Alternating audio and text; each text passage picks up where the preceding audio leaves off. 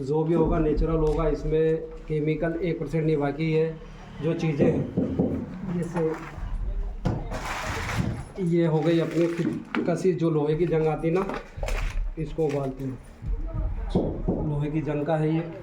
उसके बाद ये फिटकड़ी जो रहती है अपनी, जो सादी फिटकड़ी है, ये सादी फिटकड़ी है।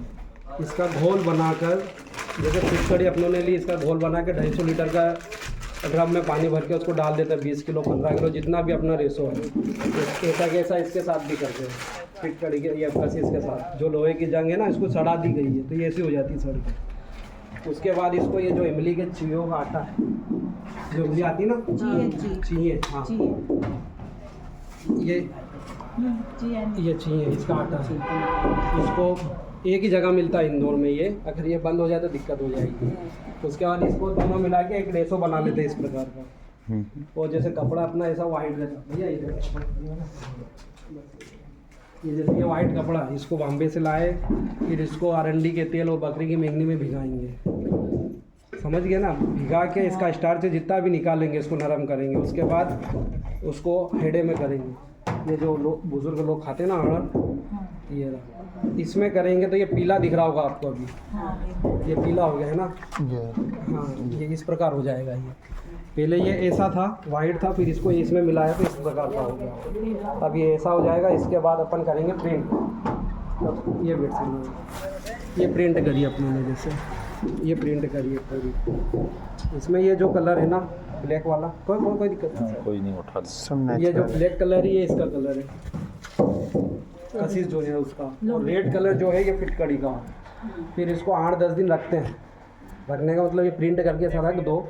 उसके बाद बाघ नदी में, यानी कि आपके नर्मदा में भी हो जाए, मगर जो कलर बाघ नदी में आता है वो आपकी नर्मदा में भी कलर नहीं आएगा। इसको धोना पड़ता है, और धोने की भी एक कला है। ऐसा नहीं कि लेके ना फेंक दो ने हो जाएगा, ऐसा नहीं, पूरा फैला के धोना पड़ता है। और जिसपे इसका जो एक्स्ट्रा कलर रहता है वो निकल जाता है। वो बाहर पड़ा हुआ एक चीज़ बताऊँगा मैं आपको। तो उसके बाद उसको भट्टी करते हैं। भट्टी में इसको इसमें मिलाते हैं। जैसे अगर 20 नग लिए या 30 नग लिए, आप लोग 30 सूट लिए, तो उसको 100 ग्राम या 90 ग्राम मिलाते हैं। ये जो आल आती ना, उसकी जड़ है इसको इसके साथ कम आल की जड़, और ये धावड़ी के फूल आते हैं, सुखा लेते हैं। इसको 100 ग्राम के 90 ग्राम डाल दो। उसके बाद इसको अपने हिसाब से सेट करो कि ये कलर को फैलने नहीं दे, मिले ही नहीं। अगर ये ज़्यादा हो जाएगा तो नीला हो जाएगा पूरा, सफ़ेद पर नहीं आ पाएगा। ये है पूरी प्रोसेसिंग। अब इसमें आप बताइए। इसको यानी कि जो भी करेंगे हैंड के काम है, पूरा फिजिकली आप देख लो साड़ी, हाथ से पूरा। जैसे आपके वो लूम में क्या सिर्फ अपनों ने साड़ी बुनी, बुनने के बाद डायरेक्ट तैयार है। इसमें ऐसा नहीं है। इसमें ये देखो, ये पहले ये माल फाड़ने का जैसा कूटा जाता है, कूटने के बाद ये पीला करा जाता है, पीले के बाद प्रिंट होती है, और प्रिंट के बाद नदी में ये ऐसे धुआया जाता है। हाँ, ये बाघ नदी में। बाघ में जैसे कलर तो आपकी नर्मदा नदी में भी आ जाएगा, मगर जो कलर बाघ की नदी में आएगा वो इसमें नहीं आएगा, वो आपके नर्मदा के उसमें नहीं आएगा। उसके बाद अपन भट्टी करते हैं। ये भट्टी करते हैं, ये धावड़ी के फूल वगैरह डालते हैं। हाँ, और इसके बाद ये झेर देना बोलते हैं, वो ऊपर नीचे बोल रहे हैं ना। जैसे इसको भट्टी में भी करने का, ऐसा नहीं कि भट्टी कर डाल दो ना, उसको घुमाया करो। इसको ऊपर नीचे करके पूरा रेशो बनाना पड़ता है। वो अभी जैसे बैठे हुए अभी चलेंगे, उधर भी देखेंगे। और आखिरी प्रोसेस है ब्लीच दे के उसको सुखा देना। वो फाइनल होगा, फाइनल प्रोडक्ट होगा। कितना टाइम लगता है एक साड़ी को बनने? एक साड़ी तो 1 घंटे में प्रिंट हो जाती है, मगर 1 नग हो के 100 नग हो, वो 1 महीने में ही तैयार है। 1 महीने में होता है। अगर अपनों ने 2 पीस भी छापे हैं तो समथिंग 15 से 20 दिन लगेंगे उसमें। नहीं कि आप ज़्यादा क्वांटिटी में बनाते होंगे? हाँ, वो तो 1-2 के लिए क्या है, वो तो क्वांटिटी ज़्यादा ही चलती, पूरा रेशो लेके चलना पड़ता है। हाँ, क्योंकि फिर मजदूरी का दिक्कत है। सही है। मजदूरी क्या रहती होगी? इसकी जैसे एक साड़ी का 150 रुपये प्रिंट चार्ज लेता है आदमी, दिन भर में 5 कर देता है। जैसे प्रिंटिंग का है, प्रिंट उसके बाद इसके प्रोसेसिंग तो काफ़ी लंबी है। हाँ, ठीक है। और ये सेल कितने तक में होता है एक साड़ी जैसे का? कॉटन साड़ी है वो 650 के आज का रेट है। उसके बाद जो होलसेल वाला रेट है, बाकी रिटेल अलग रहता है। और होलसेल भी इसमें अभी ये दिक्कत, जैसे पेट्रोल डीजल के बढ़ रहे हैं कि नहीं, ऐसा ऊपर नीचे हो रहे हैं इसका भी। हाँ, वो रेट बढ़ता क्योंकि घटता अभी ये मसालों के बढ़ गए रेट। हाँ, ये 8-15 दिन में ही बढ़ गई है। उसके बाद कपड़ों का ऊंचा नीचा पेट्रोल जैसे हो रहे हैं, तो उसमें फाइनल नहीं बता सकते। बाकी एक रेशो 650 रुपये की साड़ी है, वो 750 का सूट है, एक ये रेशो है। उसके बाद वो बढ़ेगा घटेगा नहीं, इस टाइप से। ये मसाले जो आपने बताया यहीं पे मिलते हैं या फिर बाहर से ये लेकर इंदौर में मिलते हैं। इंदौर में भी एक ही दुकान पे मिलते हैं, एक ही। बोरे की दुकान है। हाँ, और उसकी जिस दिन बंद रहती है हमको बहुत दिक्कत आती है। तो ये कहाँ पे है भैया, इंदौर में कहाँ की जगह? मारोठिया बाजार में। मारूठा। हाँ, वो एक ही बोरा है पूरे इंदौर में, और उसको तो सब जानते हैं क्योंकि दूसरा कलर भी रखता है वो। हाँ, सही है। आपके ये होली वगैरह वो प्रिंट से होती है दूसरी, उसके भी रखता ठीक, बढ़िया। है। ये अड्डा बोलते हैं इसको, असली बोलते हैं। ये है कि इसमें मेहनत भी काफ़ी है। बस ये कपड़े को अपन अभी ऐसा है पीला करने का, ये समझ में नहीं आएगा क्या होगा। हाँ, ये सूट का कपड़ा है, मगर इसका स्टार्च जितना भी वो सारा निकालना पड़ता है। और इसकी एक खासियत है कि सिंथेटिक्स पे कलर नहीं आएगा बाग में। ठीक है। ओरिजिनल जो कपड़ा रहेगा वो कॉटन, उस पर ही आएगा कलर। हाँ, उस पर आएगा। आपके महेश्वर वालों का सिंथेटिक्स अभी तक बड़ा वो कलर ही नहीं आया। चलिए थोड़ा सा मैं भी बता देता हूँ। जी जी जी सर। आप चाहो तो बना रहे हैं। ऐसे पूरे भारत में ट्रेडिशनल टेक्सटाइल में अलग अलग तरह के बहुत सारे क्राफ्ट हो रहे हैं। साड़ी बनाने का मतलब बुनाई के काम भी हो रहे हैं, प्रिंटिंग के काम भी हो रहे हैं, हैंड एम्ब्रॉयडरी के भी हो रहे हैं, और कपड़े को सजाने वाले और भी दूसरे तरह के बहुत सारे काम हो रहे हैं। जैसे अगर हम सिर्फ बुनाई की बात करें तो मध्य प्रदेश में महेश्वरी साड़ी बनती है, चंदेरी साड़ी बनती है, मंदसौर में दरी और कंबल बनते हैं, बारासिवनी में अलग कॉटन की बेडशीट्स और ये बनती है। तो अलग अलग क्लस्टर में अलग अलग बुनाई का काम होता है।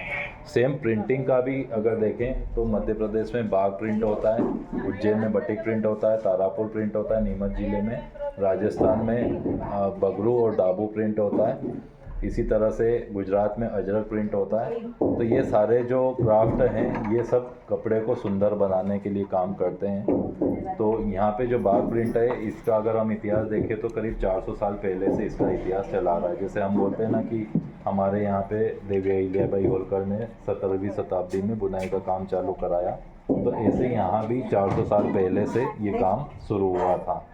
अब शुरू जब हुआ तो उसका मेन उद्देश्य ये था कि यहाँ पे जो लोग रह रहे हैं उनको पहनने के लिए कपड़ा बनाना और बनाने के बाद उसको सजाना। प्लेन कपड़ा पहनना किसी को भी अच्छा नहीं लगता है। हर आदमी या औरत ये चाहता है कि वो जो भी पहने वो अच्छी तरह से सजाया हुआ हो, चाहे वो प्रिंटिंग के ज़रिए सजाया हो या एम्ब्रॉयडरी के ज़रिए सजाया हो या और किसी तरीके से सजाया हो। तो जो प्रिंटिंग की कला है ये भी कपड़े की सतह को सजाने की एक प्रोसेस है। तो अब इसमें ये है कि जब भी हम कोई नई चीज़ बनाते हैं तो उसकी जो प्रेरणा मिलती है हमको वो प्रकृति से मिलती है। ठीक है, अभी तो हमारे पास बहुत सारे साधन हो गए, कंप्यूटर हो गया, मोबाइल हो गया या और भी इंटरनेट हो गया, तो इससे हम नई नई चीज़ें निकाल लाते हैं और अपनी साड़ियों में बूटी डालने के लिए, पल्लू डालने के लिए नई डिज़ाइनें बना लेते हैं। लेकिन जब कल्पना करें हम 200-300 साल पहले, तब इस तरह की कोई भी तकनीकी उपलब्ध नहीं थी।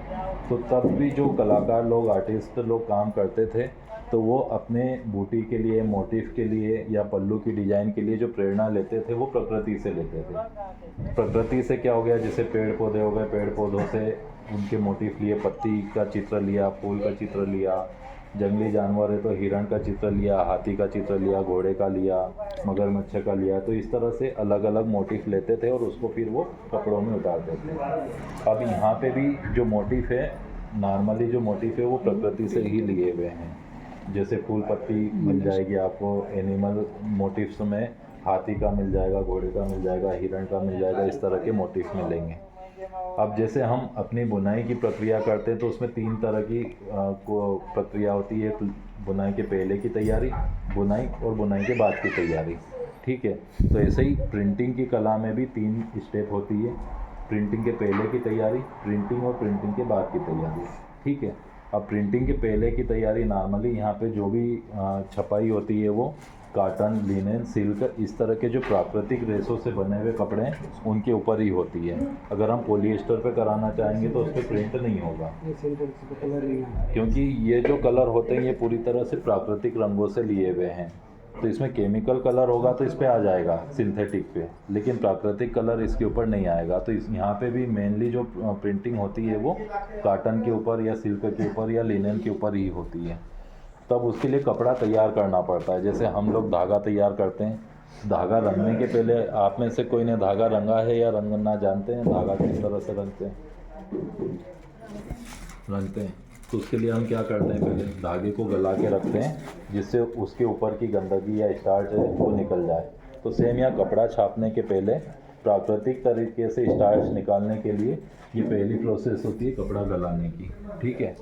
तो इसके लिए क्या करते हैं, कम से कम 12 से 24 घंटे कपड़े को अरंडी के तेल के साथ और बकरी की जो वो होती है लीद उसके साथ में गला के रखते हैं, जिससे कि कपड़ा एक तो सॉफ्ट होता है, दूसरा उसके ऊपर की जो भी गंदगी है वो निकल जाती है, और उसके बाद उसको साफ़ पानी में 2 से 3 बार धो लेते हैं, तो जितना भी स्टार्च होता है वो निकल जाता है। तो इससे 2 फ़ायदे होते हैं, एक तो जो भी कपड़े पे कोई धूल मिट्टी दाग लगा होगा वो निकल जाएगा, और दूसरा कपड़े के जो रेशे वो नरम हो जाएंगे तो कलर सोखने के लिए तैयार हो जाएंगे।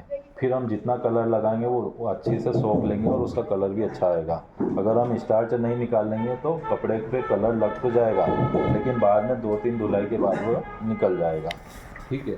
तो ये पहली तैयारी हो गई, कपड़े को गला के तैयार करना, इसको स्कोरिंग और ब्लीचिंग बोलते हैं अगर इंग्लिश में बात करें तो। अब इसके बाद में फिर तैयारी होती है, जैसे उन्होंने बताया था, हरड़ और बहेड़ा के साथ में उसको तैयार करना। तो फिटकरी के पानी में हरड़ और बहेड़ा के साथ में उसको डुबाते हैं, जिससे ये पीला कपड़ा तैयार होता है। तो एक तरह से ये कलर को पकड़ने की टेक्निक रहती है कि जिस तरह से केमिकल रिएक्शन होता है उसी तरह से हरड़ के साथ में भी रिएक्शन होता है। तो जब हम फिटकरी के साथ इसको अप्लाई करेंगे तो वो तेज़ी से इस कलर को पकड़ती है और कलर जो होता है वो ब्राइट आता है, ठीक है। तो ये तैयारी हो गई, इसको नॉर्मली यहाँ की भाषा में खारा पीरा करना बोलते हैं, ठीक है। ये हो गई कपड़े की तैयारी। अब इसके बाद आते हैं टूल और इक्विपमेंट की हमको प्रिंटिंग किस तरह से करना है, किन चीज़ों से करना है। जैसे हम लोग बुनाई करने के लिए हमारे पास चरखा है, बाबिन भरने के लिए, और लूम है कपड़ा बुनने के लिए। तो यहाँ भी हमारे पास हथियार होने चाहिए, औजार होने चाहिए, जिससे हम प्रिंटिंग कर सकते हैं, ठीक है। तो अब इसमें 2 चीज़ें मेन हैं, मतलब 3 चीज़ें ऐसे। तो सबसे पहले तो टेबल, जिसके ऊपर हमको प्रिंटिंग करना है। फिर प्रिंटिंग करने के लिए ब्लॉक, और उसके बाद में कलर, ठीक है। अब ये जो टेबल है ये भी ऐसे नहीं तैयार होती, कहीं कहीं जगह जैसे जोधपुर हो गया, जयपुर हो गया, तो वहाँ पे बड़ी लंबी टेबल होती है। आदमी वहाँ खड़े होकर प्रिंट करते तो इतनी हाइट पर टेबल होगी, और 6-6 मीटर की टेबल होती है। उज्जैन में भी बड़ी टेबल होती है। यहाँ पे नॉर्मली लोग बैठ के काम करते हैं, इसलिए छोटे दोनों हाथों के दायरे में जो होती है उस हिसाब से टेबल होगी। हाँ बताते हैं, पहले मैं अब इस टेबल को भी सीधे सीधे तैयार नहीं होती, इसके नीचे क्या करते हैं, जैसे या तो लकड़ी का पटिया होगा या फर्सी होगी, और उसके बाद में फिर जूट की लेयर होती है, जूट का कपड़ा होता है, जो टाट देखा होगा आपने बोरी, तो बोरी की कम से कम 25 से 30 लेयर बिछाएंगे, उसके ऊपर काटन के कपड़े 8 से 10 बिछाएंगे, और उसके बाद छापने वाला कपड़ा बिछाएंगे। अब इसका पर्पस क्या है कि हम 25 लेयर क्यों बिछा रहे हैं, ये है कि जब हम छपाई करते हैं तो ब्लॉक रखते हैं और उसके ऊपर हाथ से मुक्का मारना पड़ता है, तो ब्लॉक हिलता है। अगर हम सीधे सीधे प्रिंट करेंगे तो एक तो वाइब्रेशन होगा, तो जिससे जो छपाई होगी वो डिस्टर्ब होगी। दूसरा एक नुकसान ये है कि जो भी ज़्यादा कलर होगा ब्लॉक में तो वो कपड़े पे फैलेगा। अब नीचे जूट की लेयर और ऊपर काटन की लेयर बिछाने से फ़ायदा ये होता है कि जो भी ज़्यादा कलर होगा, एक्सिस कलर होगा, एक्स्ट्रा कलर, ये नीचे की परत सोख लेगी, तो जो छपने वाला कपड़ा है उस पर कलर फैलेगा नहीं, ठीक है। तो ये टेबल की तैयारी हो गई। फिर अब ब्लॉक हो गए। ब्लॉक नॉर्मली सागौन और सागवान की लकड़ी से बनते हैं, पूरे भारत में 2 या 3 जगह बनते हैं, जैसे एक तो पेठापुर है, फर्रुखाबाद है, और जयपुर के पास सांगानेर है, यहाँ 3 जगह बनते हैं, ठीक है। अब ब्लॉक बनाने के लिए भी इसमें 3 तरह के ब्लॉक बनते हैं, जैसे हम लोग बूटी डालते हैं, पल्लू डालते हैं और बॉर्डर डालते हैं। तो सेम ब्लॉक में भी एक बॉर्डर का ब्लॉक होगा, मोटिव का या बूटे का ब्लॉक होगा, और फिर जाल का ब्लॉक होगा जो बॉडी में छापने के काम आता है। जी, जैसे ये बॉर्डर के, ये जाल का ब्लॉक हो गया, ये बूटे का ब्लॉक हो गया, और ये बॉर्डर का ब्लॉक हो गया। तो इसमें भी बहुत सारी डिजाइनें होती है, जैसे हम नर्मदा लहर की बॉर्डर बनाते हैं, वी बॉर्डर बनाते हैं, डब्ल्यू बॉर्डर बनाते हैं। तो इस तरह से यहाँ भी बॉर्डर की कम से कम 150, 200, 500 अलग अलग डिजाइनें हैं। इसी तरह से बूटे की भी अलग अलग डिजाइनें हैं, जाल की भी बहुत सारी डिजाइनें हैं। तो ये भी अलग अलग मिक्स और मैच करके बनाते जाते हैं। अब ब्लॉक भी जैसे बन गया है तो इसके लिए पहले बटर पेपर पे डिज़ाइन ट्रेस करते हैं, डिज़ाइन ट्रेस करके इसके ऊपर लकड़ी के ऊपर लगाते हैं। फिर हल्की, पहले तो हाथ से काम होता था, तो छोटी छेनी और हथौड़ी से हाथ से खोद खोद के इसको बनाया जाता था। आजकल मशीन आ गई तो जल्दी बन जाता है। इसके बाद इसमें हवा निकालने के लिए ड्रिल भी करते हैं, क्योंकि जब इस पर लगाते हैं, वो ठोकते हैं, तो क्या होता है कि अगर हवा नहीं निकलेगी तो कलर बराबर नहीं बैठेगा। तो ड्रिल करके इसमें छेद कर देते हैं, जिससे कि हवा बाहर निकल जाए और एयर बबल नहीं बने। ठीक है। अब सीधे ब्लॉक उपयोग नहीं करते क्योंकि लकड़ी है, लकड़ी का स्वभाव होता है कि पानी में जाएगी तो फूलेगी, तो उससे क्या होता है कि डायमेंशन इसका ख़राब हो सकता है। जैसे ये 6 इंच का है तो फूल के 6.25 इंच हो जाएगा या घूम जाएगा। तो इससे बचाने के लिए क्या करते हैं, ब्लॉक को, नए ब्लॉक को उपयोग करने के लिए पहले सरसों के तेल में या मीठे तेल में या सोयाबीन के तेल में कम से कम 15 से 20 दिन डुबा के रखते हैं, जिससे इसके डायमेंशन फिक्स हो जाते हैं, फिर ये इधर उधर नहीं फैलता है। क्योंकि ये जो कलर होता है ये पानी में बेस होता है, इसका बेस पानी का होता है, तो पानी में जाने के कारण इसका डायमेंशन ख़राब हो सकता है। तो ये तो ब्लॉक हो गए। अब आते हैं कलर के ऊपर। कलर के लिए जैसे इन्होंने बताया, नॉर्मली बाग में परंपरागत रूप से सिर्फ 2 कलर चलते थे, एक लाल और एक काला। तो लाल रंग बनाने के लिए क्या करते हैं, फिटकरी को पानी में उसको घोल के बनाते, क्या बोलते हैं, फिटकरी के साथ, फिटकड़ी के साथ सिर्फ पानी देता है पानी। उसको, और पानी के साथ फिर उसको उसका फिटकड़ी का पानी इमली के जो चीज़ आते हैं उसमें मिलाते हैं। तो इस तरीके कलर से बनाने के लिए 3 चीज़ें, एक कलर, एक फिक्सर और एक बाइंडर। तो जो इमली का चाहिए का पाउडर है वो बाइंडर का काम करता है। मतलब कोई भी कलर बना रहे तो उसको घोल या लई की ज़रूरत होती है। तो जैसे यहाँ इमली के चाहिए का पाउडर उपयोग कर रहे हैं, जोधपुर और उस तरफ वारगम होता है, वारगम के पाउडर का उपयोग करते हैं। गुजरात तरफ जाएंगे तो वहाँ पे बबूल ज़्यादा होते हैं, तो बबूल के जो बीज होते हैं उसके बीज का पाउडर उपयोग करते हैं। तो वो डिपेंड करता है कि किस क्षेत्र में कौन सी चीज़ ज़्यादा मिलती है, तो उसके हिसाब से वो बाइंडर बनाते हैं। तो जैसे हम लई बनाते हैं वैसे ही इमली के चाहिए का पाउडर की लई बनाएंगे, फिटकरी घोलेंगे और उससे लाल रंग का कलर बनेगा। इसी तरह से वही लई में अगर हम वो बताया था कसीस, हरा कसीस ना, आयरन रस, लोहे की जंग है, उसको मिलाएंगे और उसको 48 घंटे के लिए छोड़ देंगे तो काला रंग बनेगा। ठीक है। अब उसके बाद इसको यहाँ पे प्रिंट करते जाते हैं। सबसे पहले नॉर्मली अगर हम साड़ी प्रिंट कर रहे हैं तो पल्लू छापते हैं, फिर बॉर्डर छापते हैं और फिर जाल छापते हैं। बेडशीट प्रिंट कर रहे हैं तो पहले बॉर्डर छपेगी, फिर मोटिव छपेगा और उसके बाद आगे की बेडशीट छपेगी। छपने के बाद में इसको खाने के लिए 10 से 15 दिन छोड़ देते हैं, जिसको बोलते हैं कलर फिक्सिंग की प्रोसेस। तो 10 से 15 दिन में कलर पक्का होगा, फिर उसको बाग की नदी में ले जाके धोते हैं। धोने के लिए का काम इसलिए है क्योंकि अगर हम नहीं धोएंगे तो एक्सेस कलर जो है वो कपड़े के ऊपर इधर उधर चिपकेगा।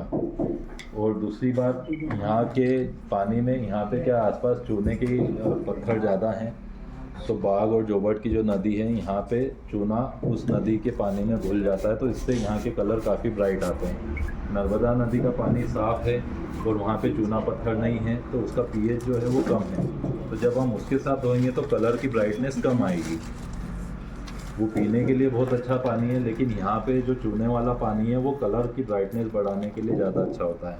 तो ये सेम प्रिंटिंग अगर हम महेश्वर में करेंगे तो वो रिजल्ट नहीं आएगा जो यहाँ पे आता है। ठीक है। तो धोने के बाद यहाँ लाएंगे, उसको फिर एक दिन सुखाएंगे। सुखाने के बाद में इधर भट्टी अभी चलेंगे, देखेंगे तो भट्टी में कलर फिक्सिंग की प्रोसेस होती है, कलर को पक्का करने की प्रोसेस होती है। तो 100 डिग्री टेम्परेचर पे उबलते हुए पानी में उसके साथ पानी के साथ हरड़ मिलाते हैं और आल की जड़ मिलाते हैं, जो कलर पक्का करने के काम आता है। और फिर तेज़ी से उस भट्टी के पानी में कपड़े को चलाते हैं। तो उससे जहाँ जहाँ सूखी जगह है, जैसे ये प्रिंटिंग में ये जगह खाली है तो यहाँ पे कलर आ जाएगा, पूरा वाइट हो जाएगा और यहाँ कलर आते जाएगा।